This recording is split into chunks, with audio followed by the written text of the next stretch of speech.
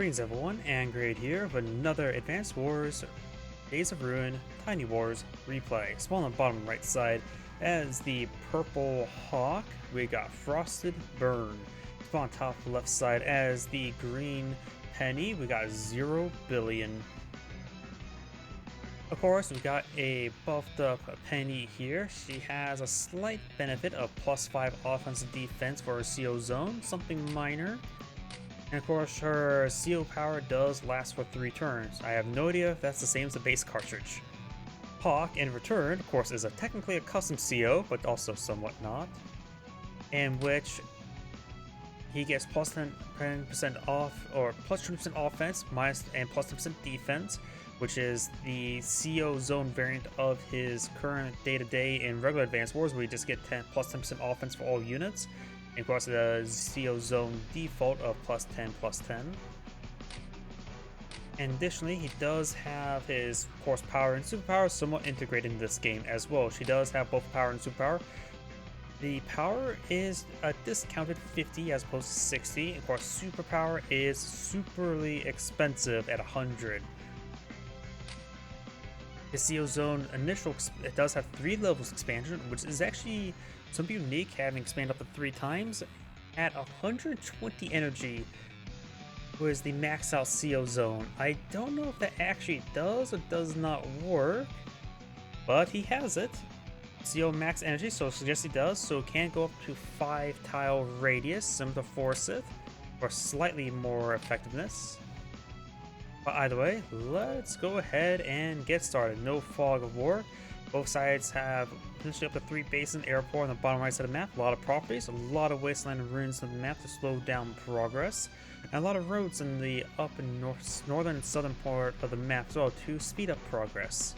So it's more likely you can accelerate to left and right, but slow going through the center.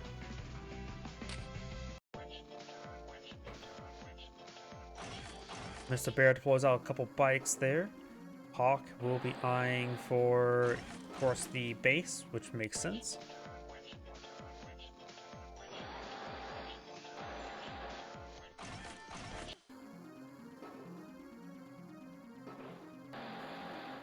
Looks like both players contend with bikes, which makes sense. Like I said beforehand, there's roads here. Bikes are able to project left and also a little bit northern as well.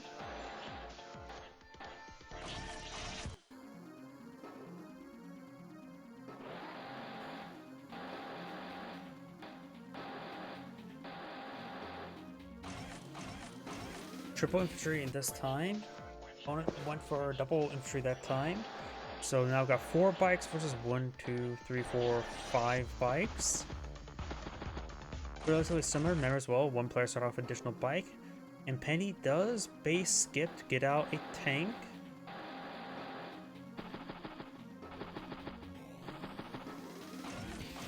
Hawke base skips as well, but put the tank in the back line on the infantry push forward, so he's going to try to push for the tank over the left side. He's going to push the tank to the northern side, he would have gone for this base. Recon for Penny, realizing the tank placement there, goes for recon to be a bit more aggressive to harass these units. So he may need to get another tank up here to project up north. Or he can mimic as well, get a recon over here to project towards the left side. Penny's eyeing for right side, Hawke's eyeing for a balanced approach.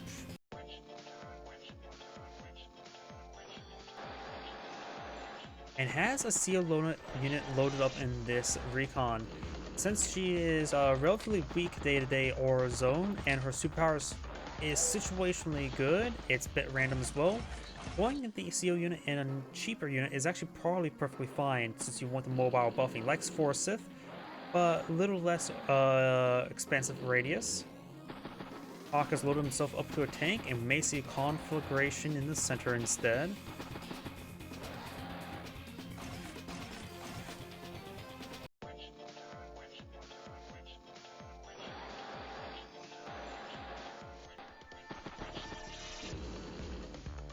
Penny's already being a little bit defensive, maybe reinforce the battlecopter?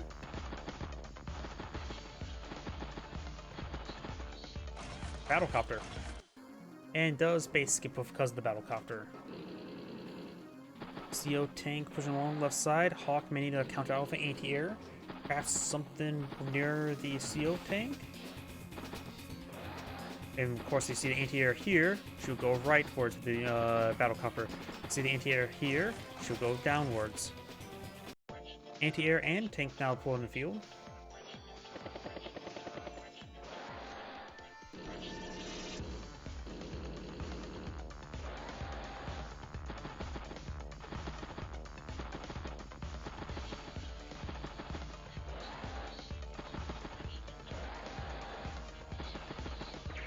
Does get hit there on the bike, but will reinforce, but probably still withdraw with the amount of stuff nearby.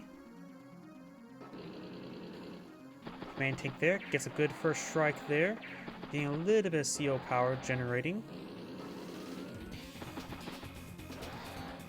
I just thought of something as well. If Hawke's CO power energy can get up to 120, if he pops power, does it retain leftover energy or superpower? Actually, since I don't know how it works in Tiny Wars, if you have a cheaper power, if it retains excess power. Because this isn't, and of course in regular Days of Ruin, there was no power. It's always if you max out the power charge gauge, it will consume it all.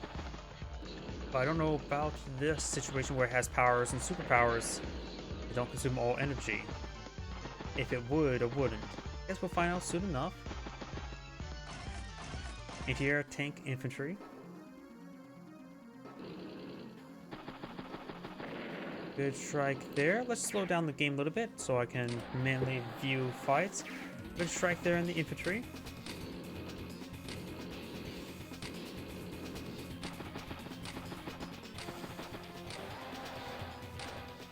Capture up that property.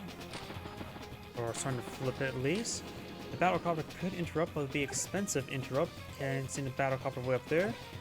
And it will be in range of the anti-air, so it'll be stopping in a capture there in exchange for losing the battle copter.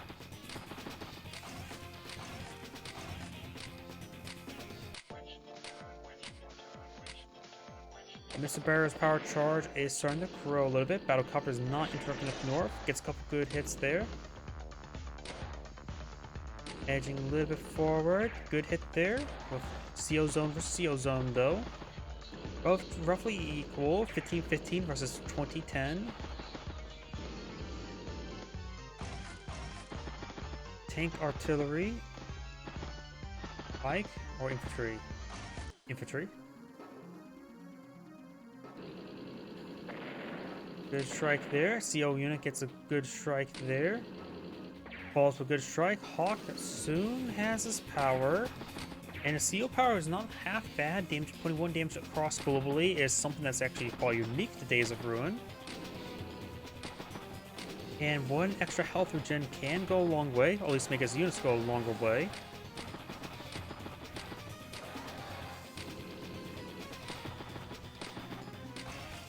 Recon, medium tank infantry. So Penny should perhaps eye some more battle copters in the medium tank. Push forward, picks up the bike. Pulls her CO unit back entirely. Guess she doesn't like how this fight's going. Seems a lot of tanks there, and her tanks are battered, bruised, and beaten. Brings forward an artillery piece. Right now, Penny, with her after funding, will have a slight advantage, so it is relatively even so far this game. And Penny is making excellent headway to the right side of the map. Only a single tank here in the region. Infantry can be picked up by everything here. Medium tank will help stabilize the region, but won't be guaranteed. If Penny almost has her superpower, what random weather would be good?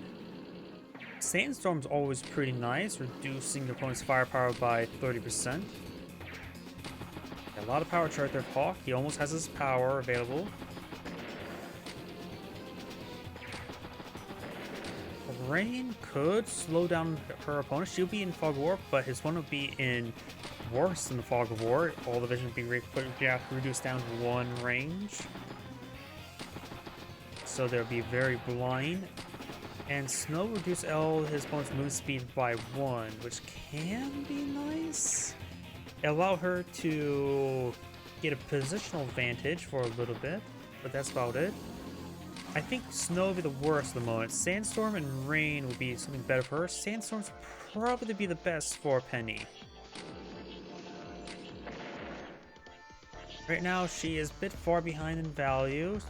Opponent's starting to get more of advantage. Finish off all the infantry up there, trying to catch that property. Should be able to be interrupted, but we'll be sacking the infantry or the tank there. Get some good strikes on the anti-air there, allow her battlecopter more mobility if there was one left in the field. And her CO power is almost available, so it's probably going to be available next turn. Her recon unit she's in is also almost out of fuel. Battlecopter, tank, infantry.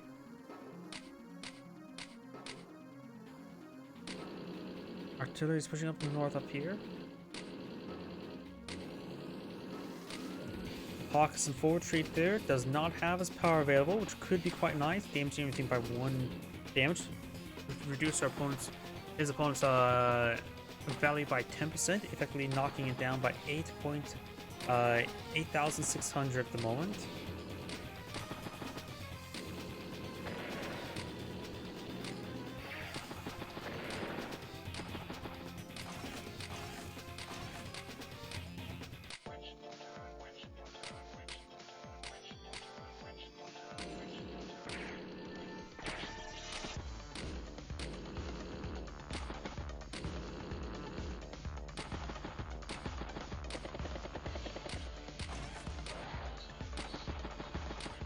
Good strike there. Penny's superpower is now available. Has not casted. She moved before that point.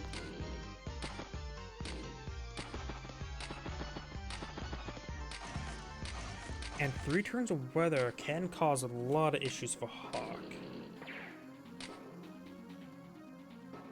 And Hawke resigns.